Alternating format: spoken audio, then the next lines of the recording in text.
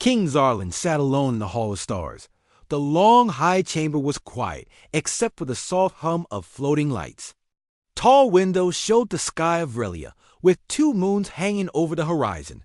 The king looked at them, but did not really.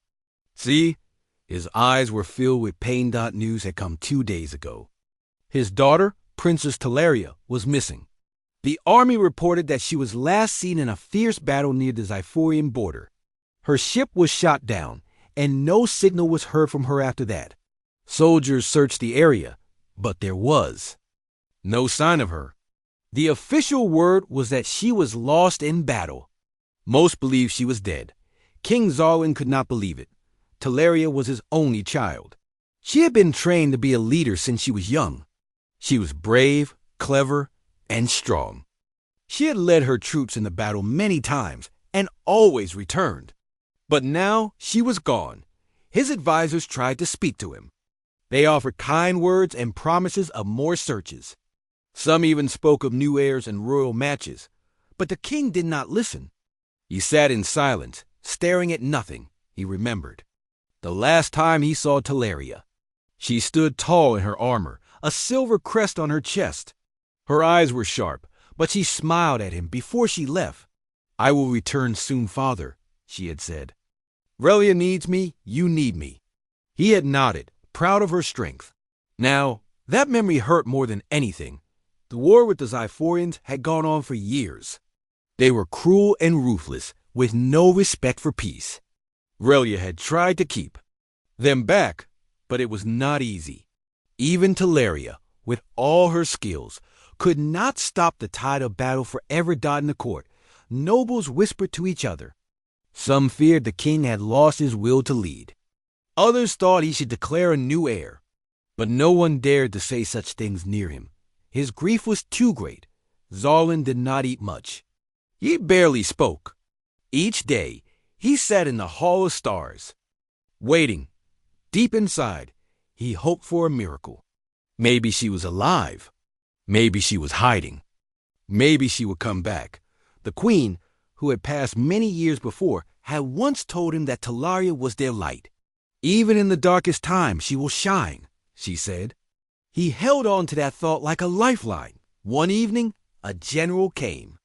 To him, her name was Mara, and she had fought beside Teleria many times.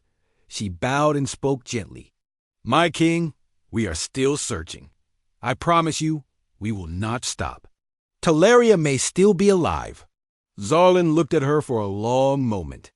Then he said quietly, "If she is alive, she will find a way back. She is my daughter."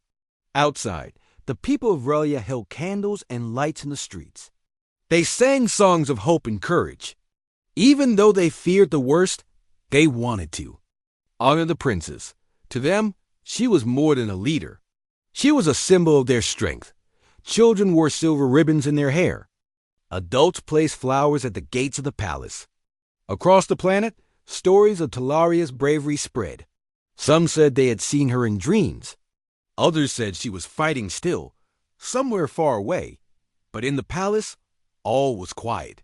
The king waited, heart heavy, but still holding on. He did not know that far across the stars, in a broken ship drifting through space, his daughter was alive, wounded but not defeated. And she was not alone. Her journey home had already begun. The guards on the West Tower were the first to see it. A small ship was coming through the upper sky. It was old and damaged, its engines weak. Smoke trailed behind it as it moved slowly toward the capital. Alarms rang across the royal airspace. Defense systems locked onto the strange ship. Pilots prepared for attack. But then the signal changed. The ship was not Zyphorian. It carried a Relian beacon. The code was old, one used by the royal fleet. The guards quickly informed the palace. In the Hall of Stars, King Zarlin stood when he heard the news. For the first time in many days, he looked alive. He asked only one question. "Who is aboard the ship?" No one could answer yet. The ship landed near the palace under heavy guard. Soldiers formed a circle around it. Weapons were ready, just in case. The doors of the ship opened slowly. A figure stepped out. Her armor was burned, her face pale, but her eyes were clear. It was Princess Teleria. There was a deep gasp from the crowd. The soldiers lowered their weapons in shock. Some dropped to one knee. One of the guards ran to alert the king. Teleria looked around, then turned back toward the ship. Another figure came out. It was a human. He wore a patched uniform and carried a metal rod like a weapon. His steps were slow but steady. He stood beside Teleria and looked around at the alien world before him. The guards looked confused. Whispers began to spread. A human? Here, King Zarlin arrived moments later. He walked fast, his long robe sweeping the ground. His eyes locked on his daughter. He paused, not sure if it was real. "Teleria?" he said, his voice soft. She smiled. "Father, I have returned." He rushed to her and held her close. There were tears in his eyes. For a long moment, no one spoke. The people around them watched in. Silence. Then the king looked at the human. He stepped back and narrowed his eyes. "Who is this?" Teleria spoke before anyone else could. "This is Jake Carter. He is the reason I'm alive." Jake nodded slightly, unsure of what to do. He felt out. A place, standing among tall aliens in silver armor. He had never seen anything like this world. "He found me after the crash," Teleria continued. "He helped me heal. We escaped together. We survived together." Zarlin looked at Jake for a long time. The court was silent. Then he gave a short nod. "Bring them inside," he said. Inside the palace, doctors examined Teleria. She had burns and bruises, but would recover. She refused to rest until she knew Jake was safe. He was taken to a quiet room and given food and water. He had not eaten well in days. Ia sat with her father later that night. She told him everything: the crash, the Zyphorians, the long days hiding in caves, the hunger, the pain, and Jake, how he never gave up. "He is not like the stories," she said. "He is kind, brave, strong." Zarlin listened but said little. He still looked at Jake with doubt. He had never met a human before. They were rare in this part of the galaxy. Some said they were violent. Others said they were clever but dangerous. Jake walked through the halls the next day. The palace was bright and strange. The walls moved with soft light. Voices echoed in a language he didn't know. But he followed the guards and stayed quiet. Some nobles looked at him with fear, others with curiosity. He did not understand their words, but he knew he was not welcome. Still, he stayed near Teleria. She spoke for him, helped him understand, and told him what to do. He trusted her. Outside, the people of Relia heard the news. Their princess had returned, and with her, a human. Some were shocked, some were afraid, but most were simply happy. She was alive. In the gardens of the palace, Teleria and Jake sat by a fountain. She looked at the stars above. "You could have left me," she said, "but you stayed. Why?" Jake looked at her and shrugged. "It was the right thing to do." She smiled. "You are strange, Jake Carter, but I am glad you came." He looked at the stars. Too. He didn't know what would happen next, but he knew this was only the beginning. Jake stood at the edge of the palace courtyard. He watched Relian soldiers train with long staffs that glowed at the tips. Their moves were smooth and fast. He had seen many warriors before, but these were different. They moved like dancers, but hit like thunder. Still, he did not feel afraid. He had faced worse. Talaria came up beside him. She wore a long robe now, soft blue with gold lines. Her wounds were healing, but her eyes were still sharp. "You're not scared of them, are you?" she asked with a small smile. Jake shook his head. "No, they're strong, but I've seen stronger." She raised an eyebrow. "On Earth?" "Yeah," he said. "And not all of them were human." She laughed. It was the first time he had heard her laugh like that since they arrived. For a moment, they forgot where they were. Inside the palace, King Zarlin met with his advisors. They spoke about Jake, about whether it was safe to let a human stay. Some wanted him sent away. Others wanted to question him more. One advisor, General Harks, spoke the loudest. "He is a risk," Harks said. "We do not know his mind. He may be a spy, or worse." "He saved my daughter," Zarlin replied. "And she trusts him." "That may be true, but the people do not," Hark said. "They talk, they worry. Some fear she has been changed." Zarlin stayed quiet. He did not know what to think. He owed Jake thanks, but he also owed his people safety. Later, Teleria sat with her father in the quiet chamber near the gardens. She spoke calmly. "He is not our enemy. Without him, I would be dead. We were hunted, cold, starving. He gave me food. He carried me when I could not walk. He even made me laugh when everything felt lost." Zarlin listened. Her words were honest. He had not seen her this sure in a long time. "He is brave," she said, "and he never asked for anything." Zarlin finally nodded. "Then he may stay. But he will be watched." News spread fast through the palace. Jake would not be sent away. He was allowed to stay as a guest of the crown. Still, some nobles stayed cold toward him. He was not Vrelian. He did not belong. One day, Jake walked into a strategy room by mistake. Maps covered the walls, showing battle lines and enemy movements. Soldiers stared at him, unsure what to do. General Hark was there. He scowled. "You do not belong here." Jake looked at the map. "Your lines are wrong," he said. Hark laughed. "Anne, you know better, human."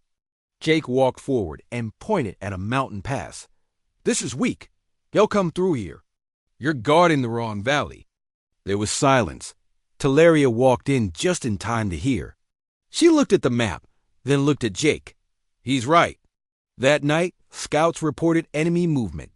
The Zyphorians were coming through the very pass Jake had warned about. Because of the early warning, the Vrelians stopped the attack before it began. It was a small victory, but it mattered. Word spread. Some began to look at Jake with new eyes. Maybe he wasn't just lucky. Maybe he knew things they did in single quotes T.TLAR. I met him in the library that evening. "You saved us again," she said. Jake shook his head. "I just saw what was there. I've fought battles before." She sat beside him. "You should speak to the High Council. They need your help." Jake frowned. "I'm not one of you." "You are now," she said quietly. The next day, Jake stood before the council. He showed them maps, shared ideas, and explained tactics. Some listened. Some still doubted.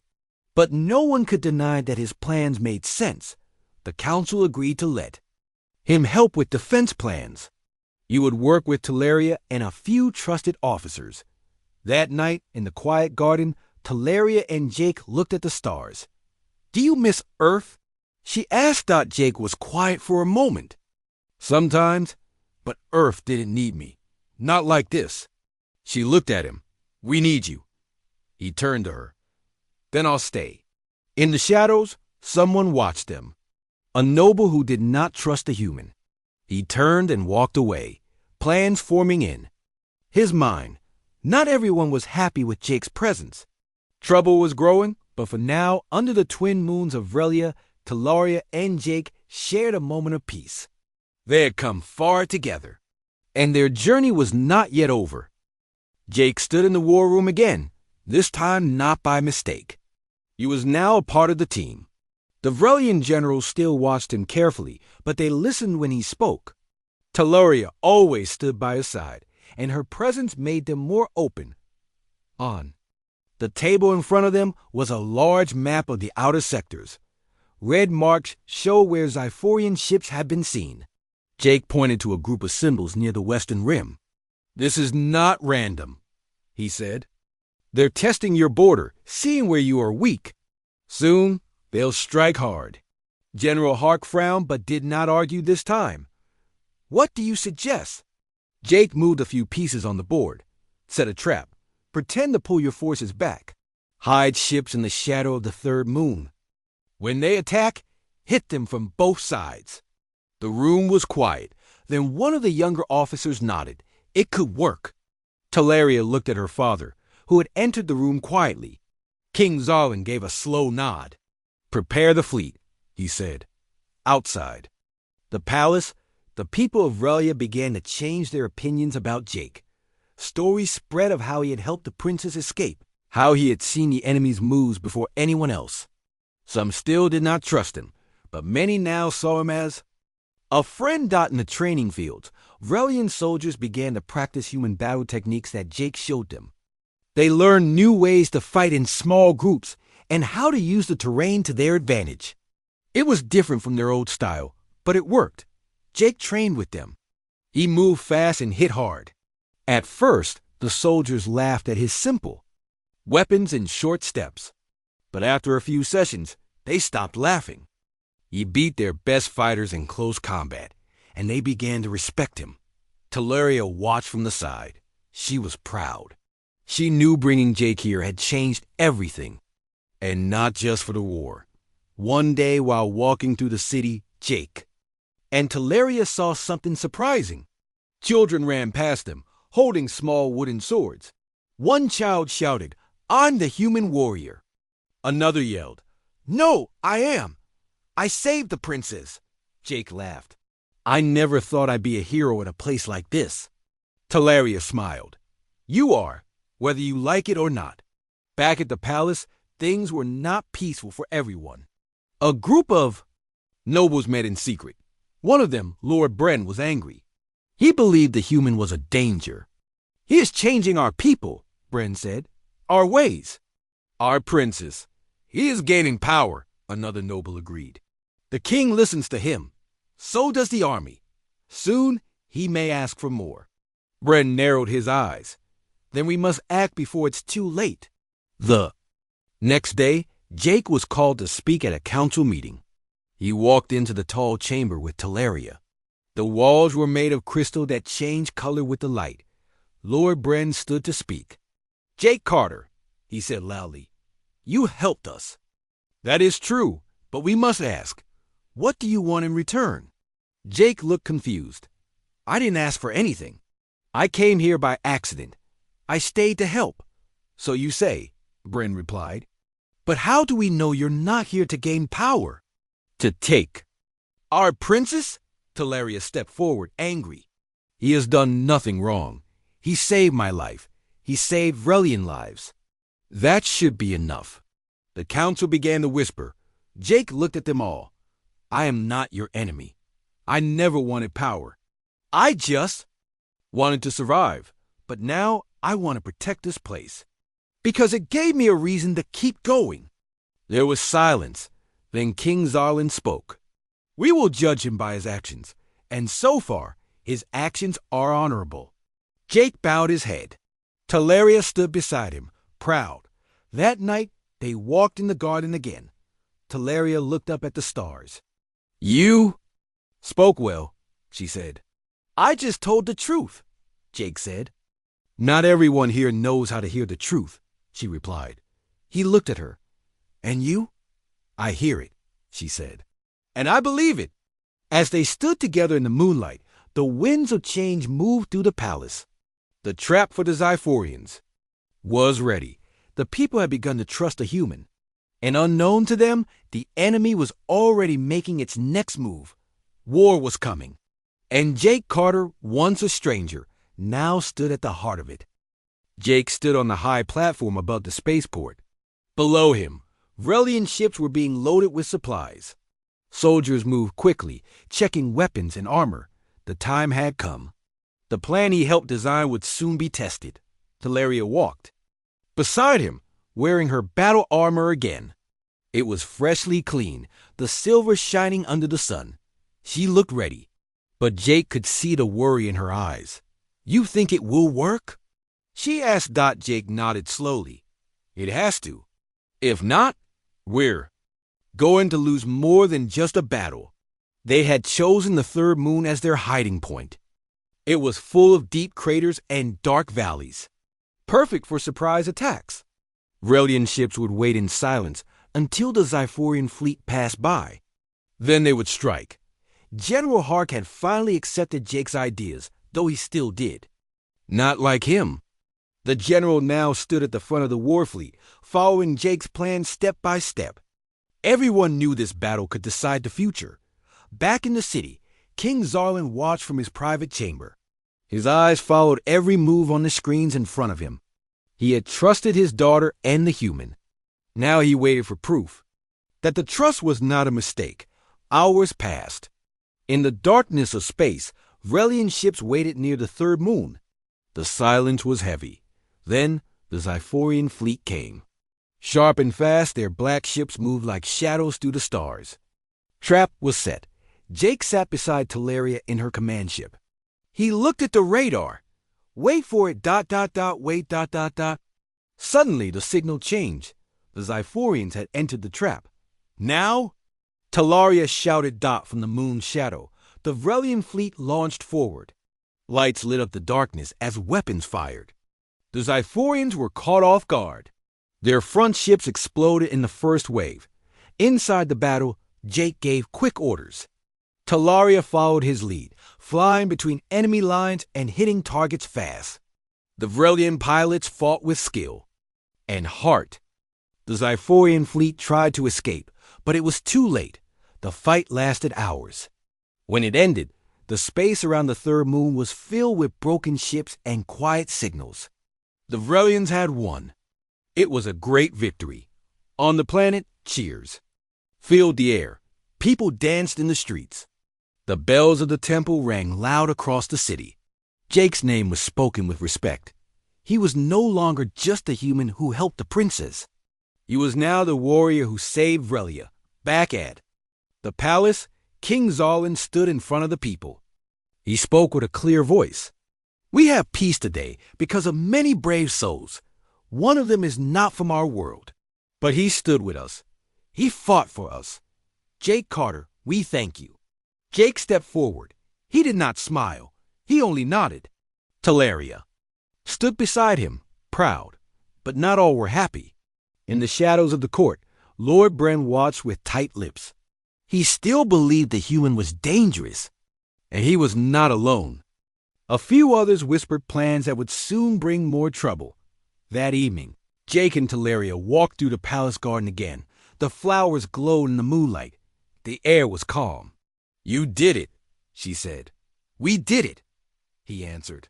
My people are starting to believe in you. Even my father. Jake looked at her. Do you believe in me? She did not answer right away. Then she reached out and took his hand. Yes, I do.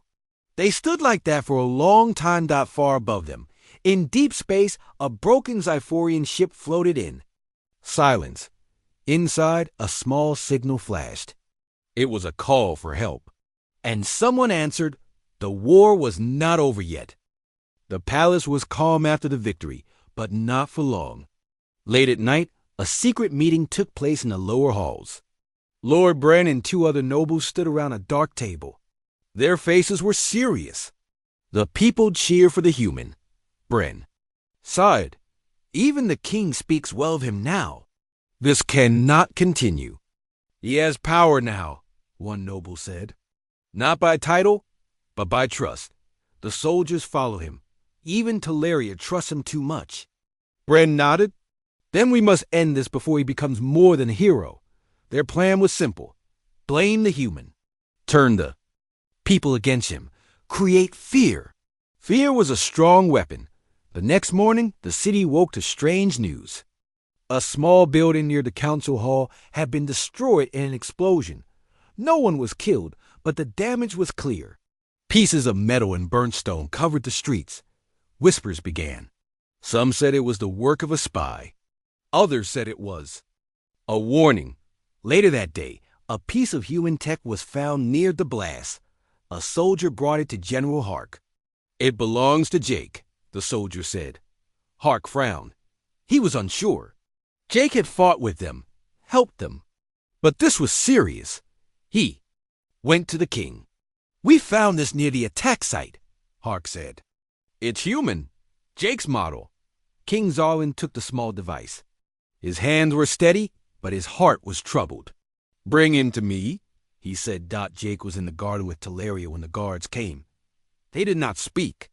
They only took him by the arm and led him away. Teleria followed them, confused and worried. In the throne room, Jake stood before the king. The room was quiet. Everyone waited. Zarl held the device. This was found near the attack site, he said. Is it yours? Jake looked at it. Yes, but I didn't leave it there. I lost it days ago, during training. Hark stepped forward. Do you have proof? Jake shook his head. No. Teleria stepped forward. He would never do this. There's something wrong. Someone is trying to trick us. Zarl looked at her, then back at Jake. I want to believe you, but I must protect my people. Until we find the truth, you will stay under guard. Jake did not argue. He only nodded. I understand. He was taken to a quiet room, not a prison, but still locked. 2 guards stood outside. Teleria was angry.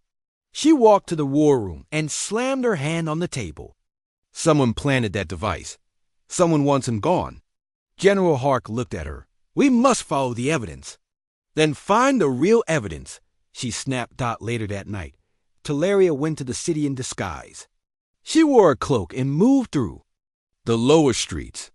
She asked questions, spoke to guards, and searched for clues. She found an old trader who had seen something strange. He told her about a noble man who walked near the council hall late at night. The man left something near. The wall then walked away quickly. Teleria showed him images. The trader pointed to Lord Bren. She returned to the palace at once. The next morning, she brought the trader before the king. He told his story. Zarl listened carefully. Is this true? He asked. Yes, my king, the trader said. I swear it. Guards were sent to find Lord Bren. They searched his home and found pieces of the same device used in the explosion. The truth was clear. Lord Bren was brought to the throne room. He looked calm. Why? Zarl asked. Because he does not belong here, Bren said, pointing at Jake. This is our world, not his. He saved it, Zarl said. More than once. Bren did not reply. Jake was brought back to the room. Teleria smiled when she saw him. Zarl stood. You are free. You were wronged. On behalf of Relia, I offer my apology. Jake nodded. Thank you. The king looked at the nobles. Let this be a lesson. We judge by truth, not by fear. Later that evening, Jake and Teleria walked again in the garden. She looked at him. Are you angry? No, Jake said. Just tired. You still want to stay? He looked at her. More than ever. Above them, the stars shone bright. Peace had returned. But in the dark corners of space, the Xiphorians were not finished. They had seen the battle, and now they were planning something far worse. The days after Lord Bren's arrest were peaceful in Relia, but the feeling did not last long. Strange signals came from the outer parts of the system. The Xiphorians were not defeated. They were coming back, and this time they were bringing their full force. The council met in the palace. King Zarwin sat at the head of the table. Generals, advisors, and Teleria listened as scouts explained the news. The Xiphorian fleet was larger than ever before. It moved quickly, destroying small outposts as it came. Teleria stood up. We must be ready. We cannot let them reach our home. General Hark nodded. The people trust us now. They will fight. Jake stood in the back of the room. He listened to the plans, thinking about what he would do back on Earth. He remembered old lessons from his time as a soldier, lessons about courage, teamwork, and hope. Later, in the garden, Jake and Teleria spoke. Alone, are you afraid? Teleria asked. Jake smiled a little. Yes, but being afraid is normal. What matters is what we do next. She looked at him, worried. We need you. You put a hand on her shoulder. I'm not going anywhere. On the day of the battle, the sky over Relia was dark with clouds. The city was quiet. People waited in their homes, listening for news. The fleet left the capital, led by Teleria and Jake. Their ships rose into the sky. Engines humming. Jake sat in the command chair beside Teleria. They looked at the stars ahead, knowing this was their biggest challenge. The enemy fleet appeared, shining black against the stars. The Xiphorians sent a message to surrender, but King Zarlan replied with words of defiance. Vrelia will never fall. The battle began. Ships fired bright beams of light. Explosions shook the darkness. Jake gave orders calmly, helping Teleria and the other pilots. They worked together, fighting back wave after wave. The Vrelian soldiers trusted Jake now. They followed his lead. The fighting was hard. The Xiphorians were strong. Many Vrelian ships were hit, but none gave up. Jake noticed a weakness in the enemy's formation. He told Teleria. She sent a small group of ships to attack the weak spot. It worked. The enemy line broke. The Xiphorians tried to regroup, but the Vrelians pushed forward. Then something happened. The enemy flagship moved forward, aiming at Teleria's ship. Jake saw the danger. He shouted a warning, and Teleria steered away just in time. The flagship fired, missing her by a hair. Jake's quick thinking saved her life. Finally, after hours of battle, the Xiphorian fleet retreated. The sky was quiet again. Back on the surface, the city cheered. Bells rang, and lights filled the night. King Zarlan made a speech to all his people. Today we stood as one, human and Vrelian, side by side. We defended our home together. He turned to Jake. Jake Carter, you have given us more than victory. You have given us hope. Jake shook his head. I just did what anyone would do. Teleria smiled. Not everyone would. You are different. Days passed. Life slowly returned to normal. Vrelia rebuilt what was lost. Jake became a symbol of friendship between worlds. Children played games, pretending to be him and Teleria. Stories were told of their bravery. One evening, King Zarlan invited Jake to a private dinner. They spoke as equals. When Teleria was lost, I felt hopeless, the king said. But now I see there is always a way back. Even in darkness, there is light, Jake nodded. You never stopped believing in her. That's why she came back. Zarlan smiled. And you helped her. You helped all of us. In the garden, under the twin moons, Teleria and Jake talked about the future. Will you stay? She asked. Jake looked at the stars. Vrelia is my home now. Teleria reached for his hand. Then let's build something new. Together. Jake smiled, feeling at peace for the first time in a long time. He had come to this world by chance, but now he was a part of it. Side by side, human and Vrelian, they faced the stars and whatever the future would bring. Their story was just beginning.